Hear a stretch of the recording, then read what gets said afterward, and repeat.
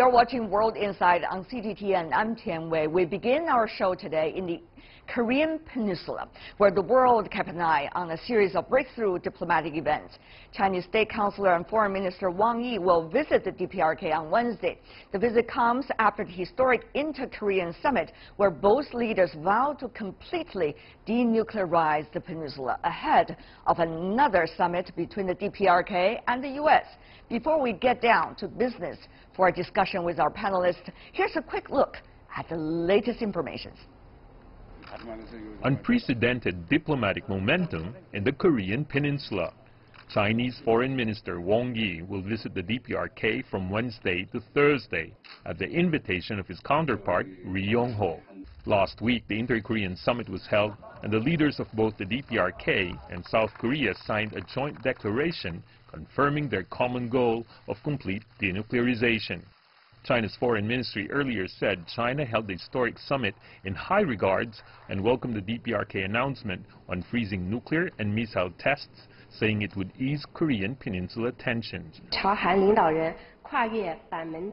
We applaud the two leaders' historic step and appreciate their political decisions and courage. As the Chinese poem says, we remain brothers after all the ups and downs. Let's forego our old grudges. Smiling, we will meet again. We hope and look forward to them taking this opportunity to further open a new journey of long-term stability on the peninsula. Meanwhile, Seoul and Pyongyang have signed on to several agreements. Both sides confirmed the DPRK will align its time zone with South Korea starting May 5th. According to South Korea's presidential Blue House, Seoul will soon remove all high-decibel loudspeakers from its border with the DPRK. The Blue House also said Pyongyang will dismantle the Punggye-ri nuclear testing site in May. During the Inter-Korea Summit with President Moon Jae-in held at Peace House on the southern side of Pyongyang on April 27th, Chairman Kim said he would close the nuclear test site in May and would soon invite experts from South Korea and the U.S. and journalists to transparently display the process to the international community. U.S. President Donald Trump was among those who applauded the results of the Inter-Korean Summit and praised President Xi for his help in keeping the diplomatic momentum in the peninsula last week. Weeks before the summit, President Xi met with DPRK leader Kim Jong-un in Beijing. Mr. Trump said he was looking forward to his own possible meeting with the DPRK leader, most likely in May or June.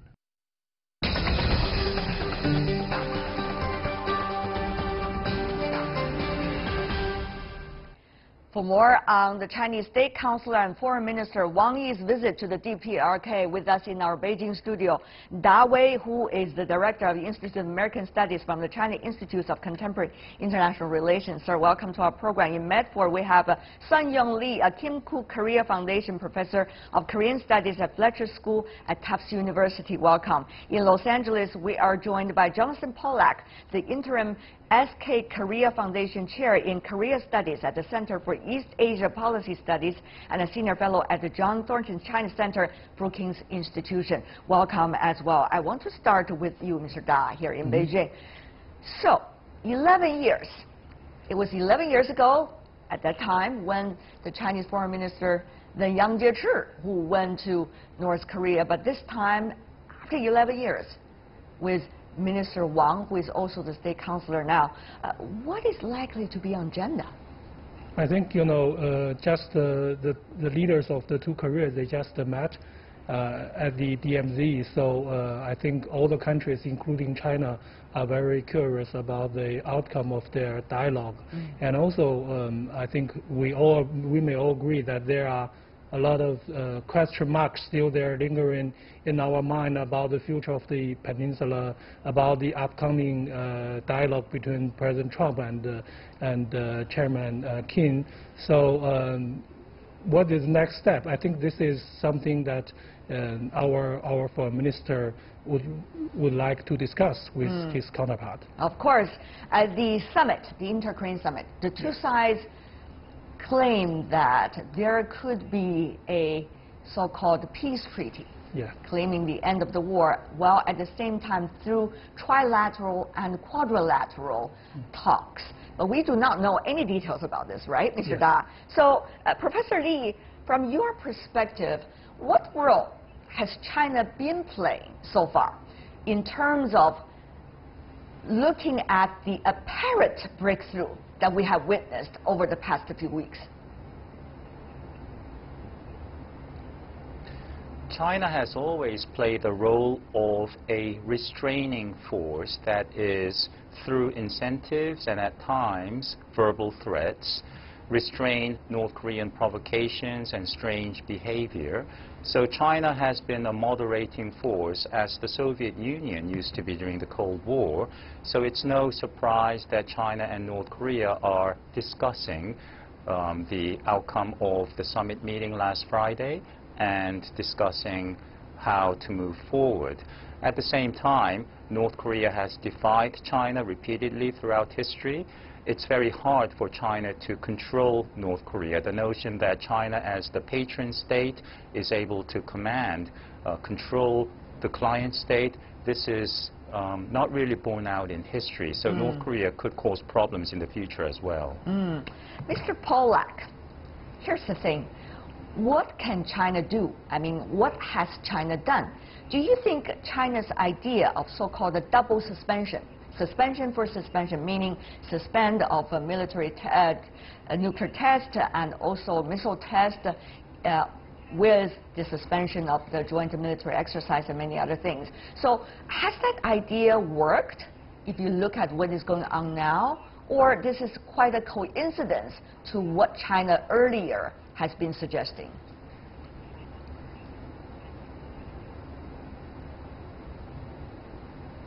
I cannot hear, Professor. Okay, let's go to Professor Pollack a bit later. We cannot hear you right now. I'll let the technicians to try to adjust the volume. But Professor Li, what do you think about that?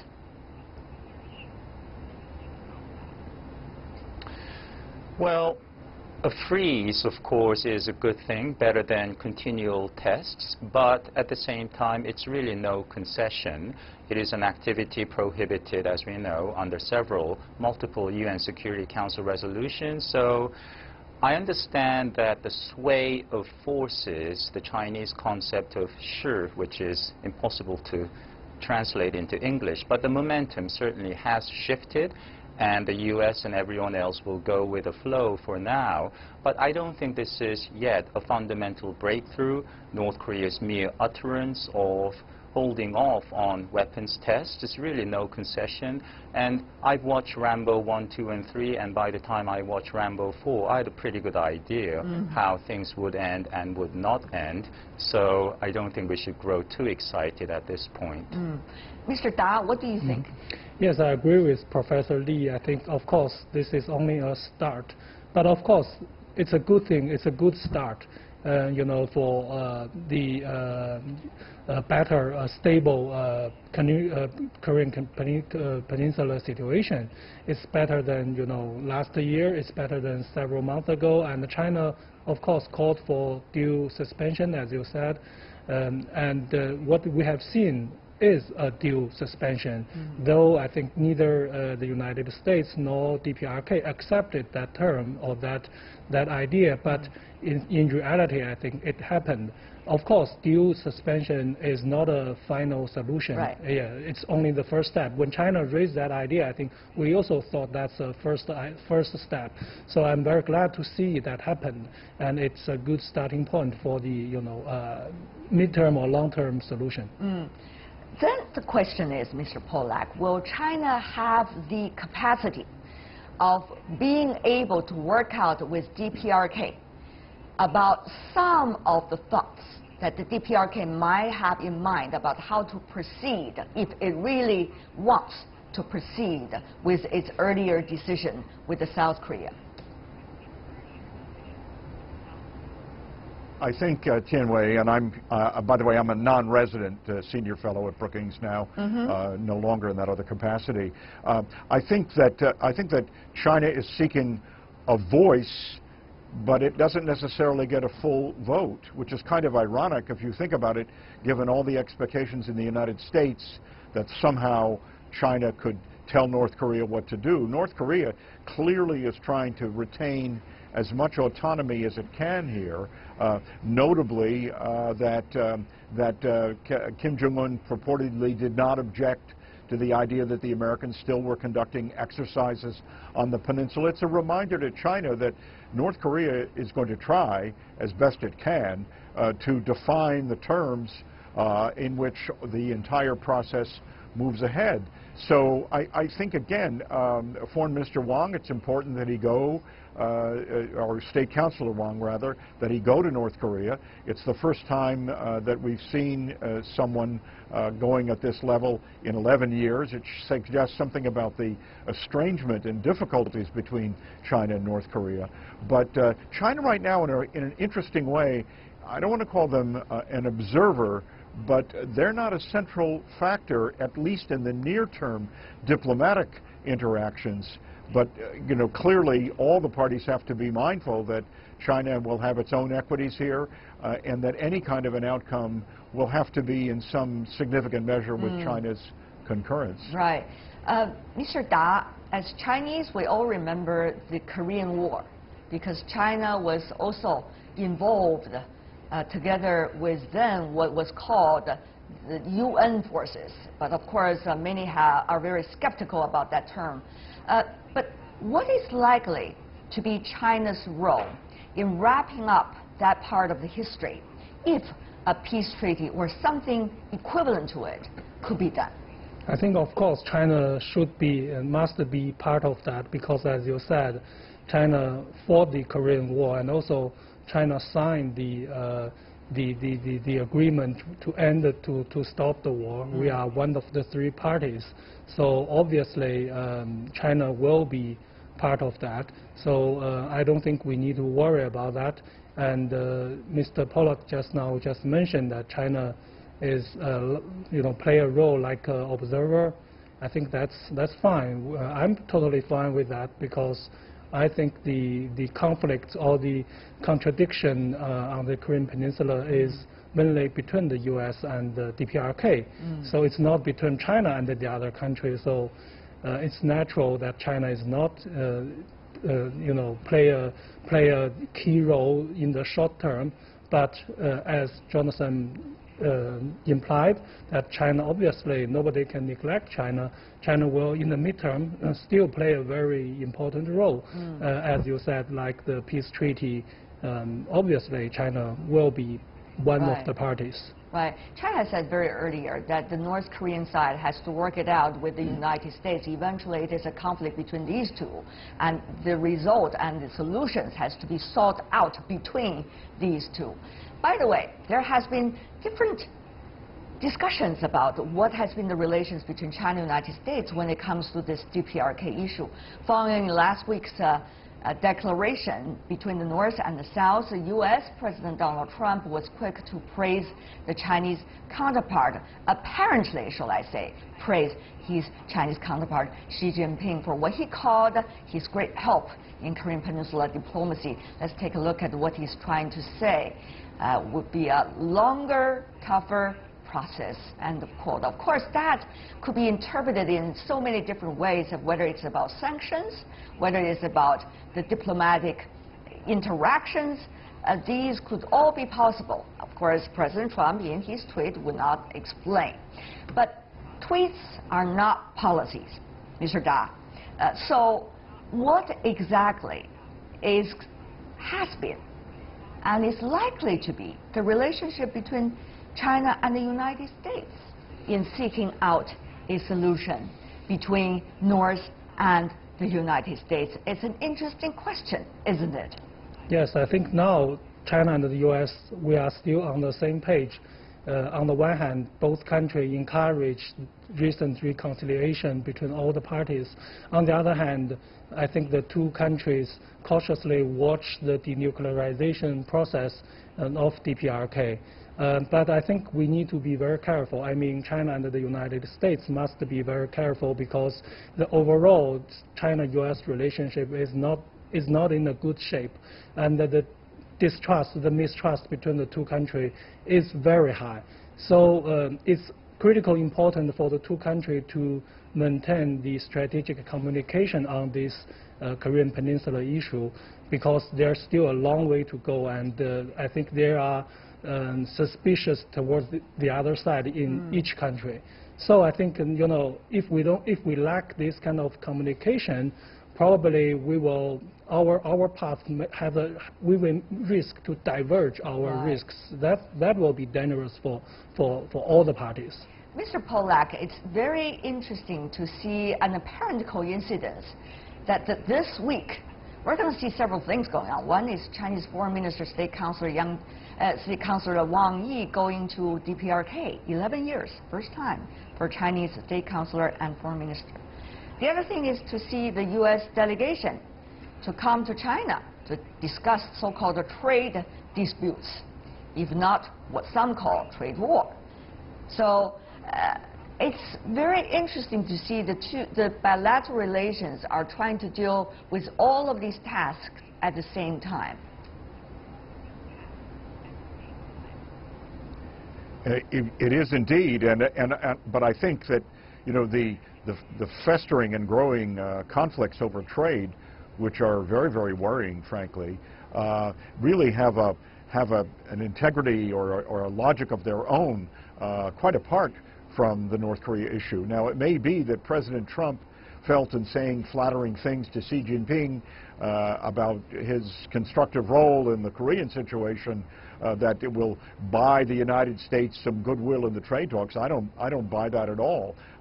You know, it seems to me that we are at a very, very tense and potentially very consequential moment because of this escalating war of words and actions that one would hope you would see movement forward on this, although I am not at all encouraged from what I hear emanating from Washington these days and from how China is likely to respond.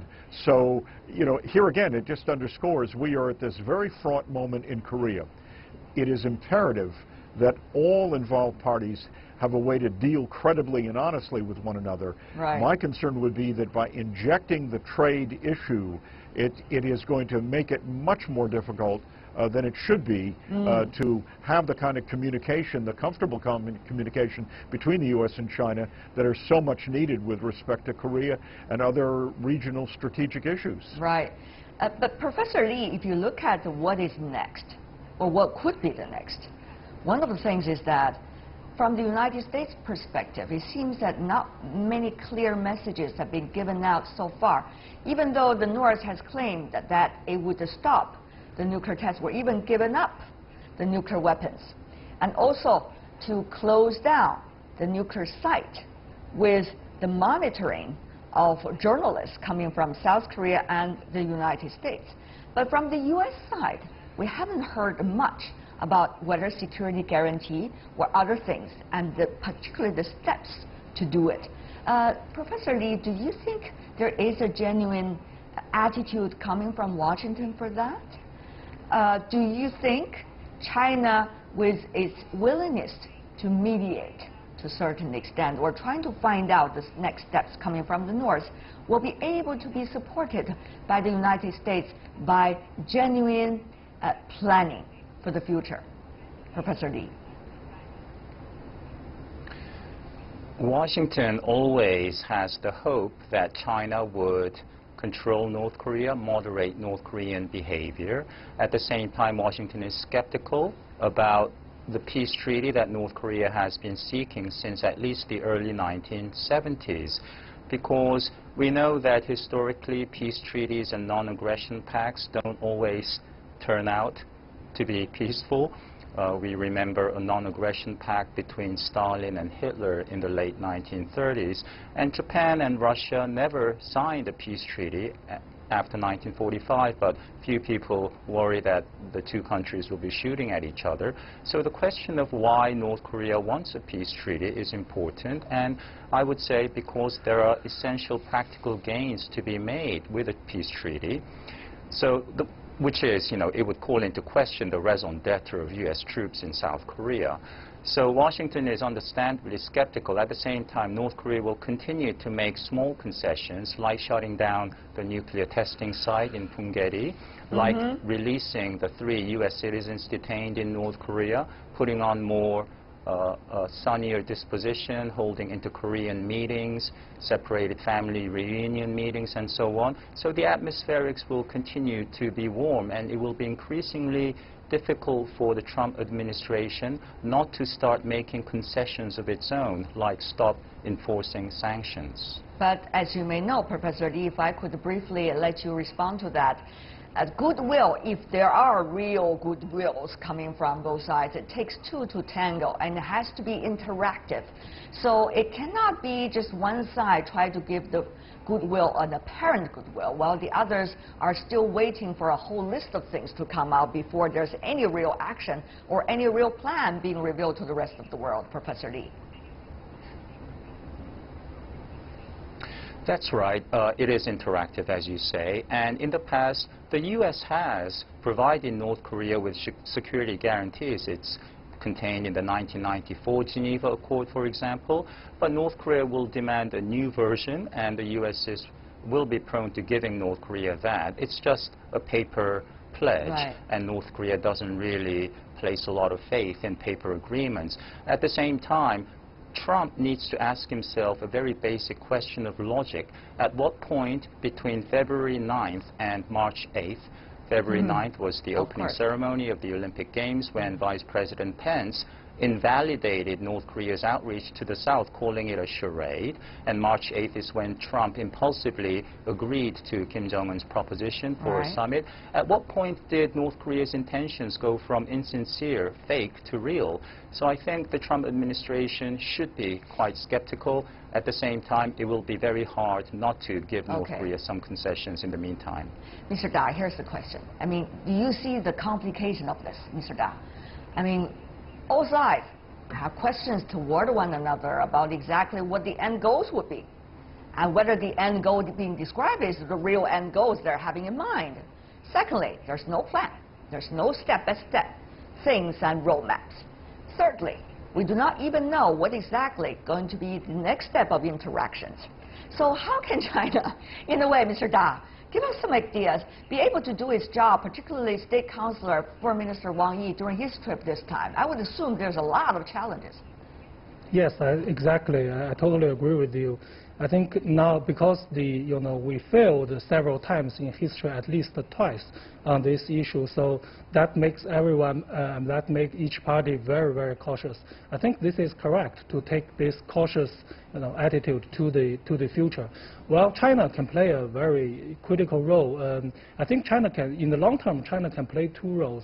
China encourage all the parties, particularly DPRK, to engage other parties, and also encourage DPRK to develop its economy, right? So this is one role that China can play stably, and also China can put pressure on DPRK. Since we have already started this reconciliation process, but the sanction, the UN resolution is still there. China played a major role in that. So if the DPRK cannot satisfy the demand of other parties, the sanction will be there, and China still playing the most important role in that. So I think, yeah, we can play the role, yes.